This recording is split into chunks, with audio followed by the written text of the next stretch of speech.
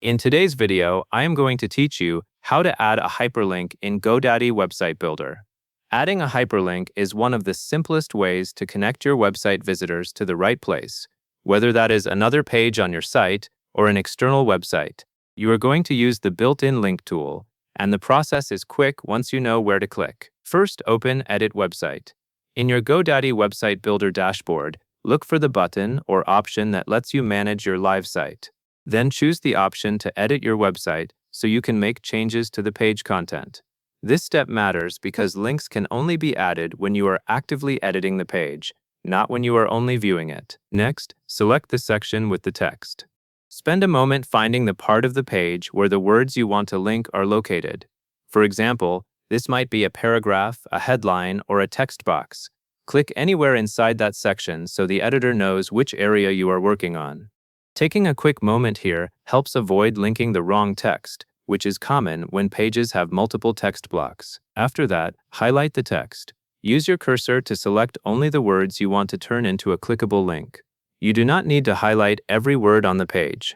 Choose the specific phrase, like a call to action or a resource name, so visitors will click exactly what you intend. When the correct text is highlighted, you are ready to apply the link. Now click the link icon, which looks like a small chain. This icon typically appears in the text editing toolbar. Clicking it opens the link settings, where you can define what the highlighted text should point to. This is the key action step, because it connects your selected words to a destination. Then choose the link type or enter the URL. Depending on what options you see, you may be able to link to something within your website, like another page, or you may be able to link to an external address. If you are linking to an external site, you will enter the URL in the provided field. Take a moment to double-check that the link looks correct before you move on, since small mistakes in the address can lead visitors to the wrong page. Once the destination is set, click Publish. Publishing is what actually makes your hyperlink live on the website. Without publishing, your changes may remain only in the editor and not show up for visitors.